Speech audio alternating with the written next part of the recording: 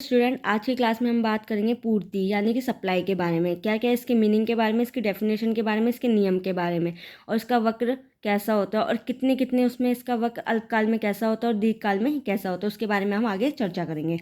तो आइए शुरू करते हैं। पूर्ति। पूर्ति का अर्थ यानी कि इसकी उत्पत्ति कहाँ से हुई है। जो पूर्ति शब्द की उत्पत्ति हुई है वो लैटिन भाषा के सप्लायर शब्द से हुई है। इसे किससे प्रदर्शित करते हैं? एस से प्रदर्शित करते हैं। अगर एक नंबर में क्वेश्चन आ जाता है कि पूर्ति को किससे प्रदर्शित किया जाता है तो एस से प्रदर्शित किया जाता है। बात करते हैं इसकी परिभाषा की। जो पूर्ति से अभिप्राय है वो क्या है? वस्तु की कीमत और वस्तु की पूर्ति मात्रा में क्या दर्शाता है? वो धनात्मक संबंध को दर्शाता है।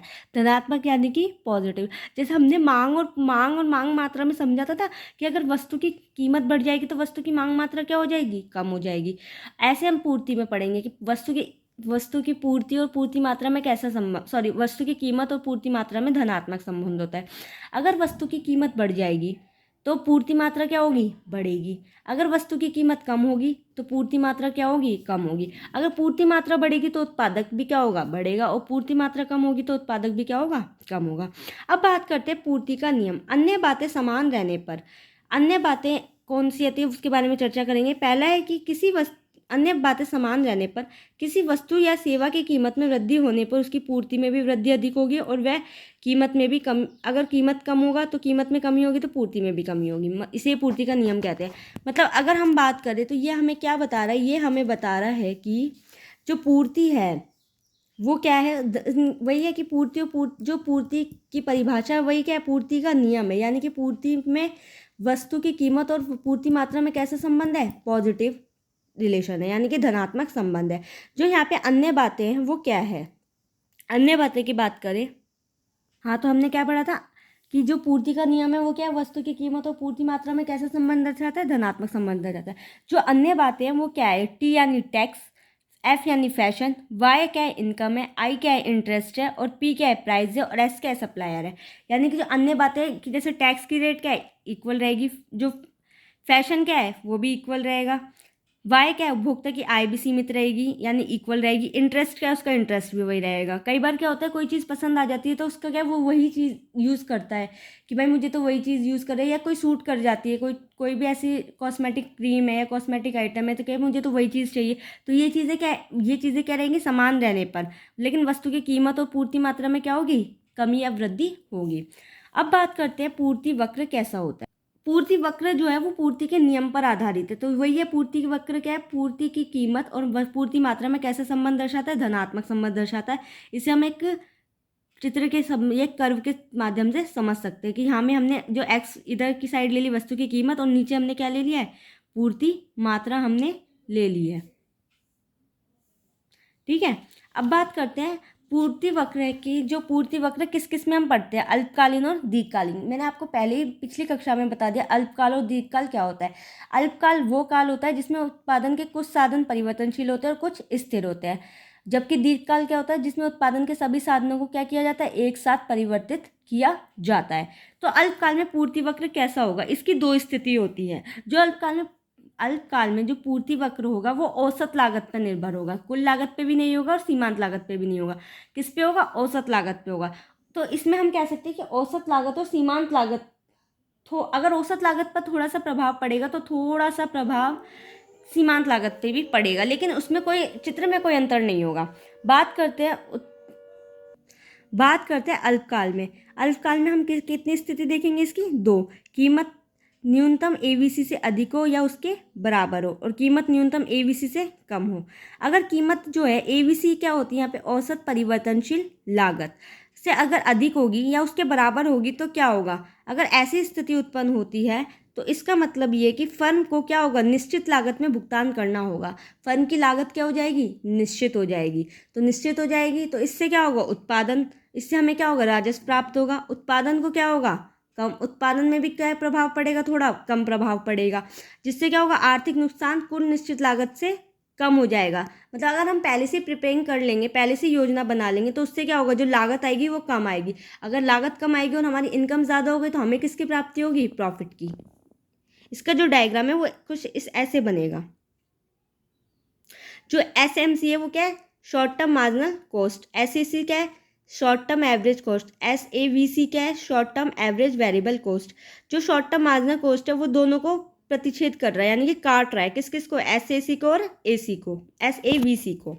ठीक है, अब बात करते हैं हम दूसरी स्थिति क्या है, कीमत न्यूनतम औसत परिवर्तन लागत से क्या होगी, कम होगी। इसका मतलब क्या है, अगर कीमत कम हो गई और औसत परिवर्तनशील लागत क्या हो गई, ज़्यादा हो गई, तो इसका मतलब ये होता है कि जो स्थिर लागत है उसकी प्राप्ति क्या होगी, दीर्घकाल में स्थगित किया जाएगा।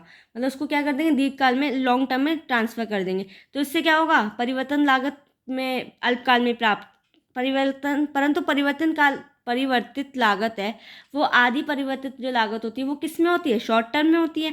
तो ऐसी स्थिति में क्या होगा, फर्म को क्या होगी, हानि होगी। जो देखो इसका डायग्राम कुछ ऐसे बनेगा। अब बात करते हैं दीर्घकालीन पूर्ति वक्र की। जो दीर्घकालीन है इसमें भी अल्पकाल की भांति दो पढ़ेंगे। पहला क्या है, अधिक होगा, कीमत है जो न्यूनतम दीर्घ औसत लागत से अधिक होगी, और दूसरी क्या है, कम होगी। अगर दीर्घ औसत लागत से कीमत अधिक होगी तो ऐसी स्थिति में क्या है कि फर्म को क्या होगा, हानि होगी। शॉर्ट, अगर सारे साधन, क्योंकि दीर्घकाल में क्या होता है, सभी साधनों को एक साथ परिवर्तित किया जाता है। अगर सभी साधनों को एक साथ परिवर्तित कर देंगे तो ऐसी स्थिति में क्या होगा, बाजार में क्या होगा, मतलब हमारी लागत बढ़ जाएगी। अगर हमारी लागत बढ़ जाएगी, हमारी हमारी इनकम सारी क्या हो जाएगी, खर्च हो जाएगी। आय और कॉस्ट क्या होगी, बढ़ जाएगी। तो इससे क्या होगा, फर्म को हानि होगी, लाभ तो होगा नहीं, हानि होगी। बात करते हैं दूसरे में, इसके उल्टा हो जाएगा। इसमें जो कीमत दीर्घकाल में औसत लागत से कम होगी, तो इसका मतलब क्या, अगर कीमत कम हो गई, दीर्घकाल में औसत लागत से कम हो गई, तो इसमें क्या होगा, उत्पादन क्या होगा, सकारात्मक रूप से होगा, और फर्म ऐसी स्थिति को इसलिए अपनाएगी, इससे कुल लागत से जो जो आय होगी वो उनकी कुल लागत से क्या होगी, ज़्यादा होगी, जिससे फर्म को क्या होगा, लाभ होगा। मतलब अगर हम बात करें दीर्घकाल और अल्पकाल में, तो अल्पकाल और दीर्घकाल की अगर हम बात करें तो इसमें यह बताया गया है कि अगर अल्पकाल में मतलब जो औसत लागत है और औसत परिवर्तनशील लागत है, अगर वो कम होगी तो फर्म को क्या होगा, लाभ होगा। अगर वो ज़्यादा होगी तो फर्म को क्या होगी, हानि होगी। अगर दीर्घकाल में बात करें,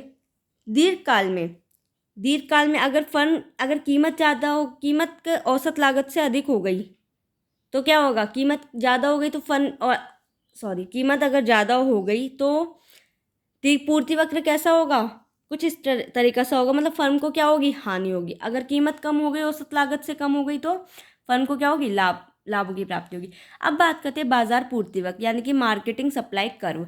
यह वक्र बाजार की कीमत पूर्ति से संबंध को दर्शाता है। जो पूर्ति का नियम होता है ना, वही बाजार वक्र, पूर्ति वक्र है, जो ये हमें दर्शाएगा। इसका हमने ले लिया है एक, देखो प्राइस ले ली और सप्लाई ले ली। अगर 10 पहले प्राइस 10 थी तो सप्लाई कितनी थी, 8। पहले प्राइस फिर 10 से बढ़कर 20 हो गई तो सप्लाई भी कितनी हो गई, बढ़ गई। और प्राइस कम हो गई तो सप्लाई भी क्या हो गई, कम हो गई। तो ये हमें क्या बता रहा है, पूर्ति और कीमत में धनात्मक पॉजिटिव रिलेशन। उसके बाद बात करते हैं पूर्ति की लोच। जैसे हमने पिछली बार मांग की लोच पढ़ी थी, लोच का मतलब क्या होता है, परिवर्तन, यानी इलास्टिसिटी ऑफ डिमांड। अब किसके बारे में पढ़ेंगे, इलास्टिसिटी ऑफ सप्लायर। जो उसमें तो हमने 5 श्रेणियाँ पढ़ी थी, इकाई के बराबर, इकाई से कम, पूर्णतः लोचदार और पूर्णतः बेलोचदार। तो आज इसमें क्या है, सिर्फ एक ही पढ़ेंगे, पूर्ति की कीमत लोच। जो पूर्ति की बाकी लोच है वो इसमें नहीं आएगी, इसमें सिर्फ कीमत लोच आएगी, जिसका फॉर्मूला क्या होता है, पूर्ति की मात्रा में प्रतिशत परिवर्तन आना, कीमत में प्रतिशत परिवर्तन। मतलब मात्रा में कितना प्रतिशत परिवर्तन हुआ है और कीमत में कितना प्रतिशत परिवर्तन हुआ है। वही डेल्टा क्यू अपॉन में क्यू। डेल्टा क्या होता है, चेंज ऑफ इलास्टिसिटी।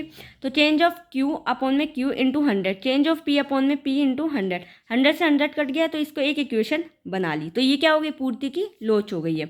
पूर्ति की लोच क्या होती है, पूर्ति की लोच की सिर्फ एक ही श्रेणी है, पूर्ति की कीमत लोच, जो कि किस पे आधारित है, एक फॉर्मूले पर आधारित है।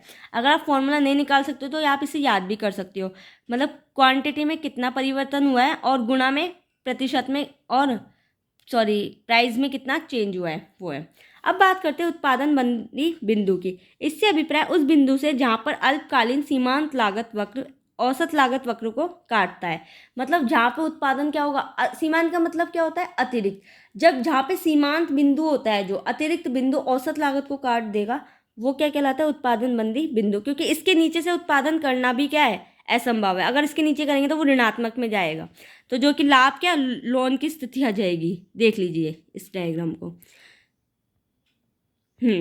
तो आज हमने क्या क्या पढ़ा है? आज हमने पढ़ा पूर्ति के बारे में, पूर्ति की मीनिंग, पूर्ति की शब्द की उत्पत्ति कहाँ से हुई है, उसकी परिभाषा, उसका नियम। अन्य बातें कौन कौन सी थी? Tax, fashion, income, interest, price और सप्लाई। फिर हमने पढ़ा था पूर्ति वक्र के बारे में, ये ऐसे बनता है। फिर अल्पकाल में पढ़ा था, अल्पकाल में दो स्थिति होती है, कीमत एवीसी से अधिक हो या उसके बराबर हो, कीमत एवीसी से कम हो, कीमत जो न्यूनतम हो, न्यूनतम एवीसी से क्या हो, कम हो। एवीसी क्या है? औसत परिवर्तनशील लागत। अल्पकाल और दीर्घकाल का मतलब मैंने आपको पिछली कक्षा में बता दिया और अभी भी बता दिया। अल्पकाल से ऐसी स्थिति से जिसमें उत्पादन के कुछ साधन स्थिर होते हैं और कुछ परिवर्तनशील होते हैं। और दीर्घकाल वो होता है जिस उत्पादन के सभी साधनों को क्या किया जाता है, एक साथ परिवर्तित किया जाता है। इनके वक्र कुछ ऐसे बनेंगे। अगर आपको इमेज वगैरह चाहिए तो आप प्लीज़ मुझे कमेंट में बताइए, मैं आपको फ़ोटो भी भेज सकती हूँ इनकी। हाँ, तो फिर हमने पढ़ा था बाजार पूर्ति वक्र, वही जो पूर्ति का नियम होता है वही बाजार पूर्ति वक्र होता है। फिर हमने इसकी एक सारणी बनाई थी, आप इसमें कुछ भी डेटा ले सकते हैं। लास्ट में हमने पूर्ति की लोच पढ़ा था, इलास्टिसिटी ऑफ डिमांड सप्लाई पढ़ा था, जिसमें हमने सिर्फ इसकी एक ही लोच थी, क्योंकि सिलेबस में एक ही लोच है, कीमत लोच। तो उसके बारे में हमने पढ़ा था। उसके बाद हमने पढ़ा था उत्पादन बंदी बिंदु। ये ऐसा बिंदु होता है जिसमें क्या होता है, उत्पादन का निम्न स्तर बता देता है कि उसके बाद से उत्पादन होना बंद हो जाएगा। तो गाइज मिलते हैं अगली क्लास में। अगली क्लास में हम पढ़ेंगे बाजार के बारे में। तो तब तक के लिए चैनल को like, share and subscribe please please please कर दीजिए।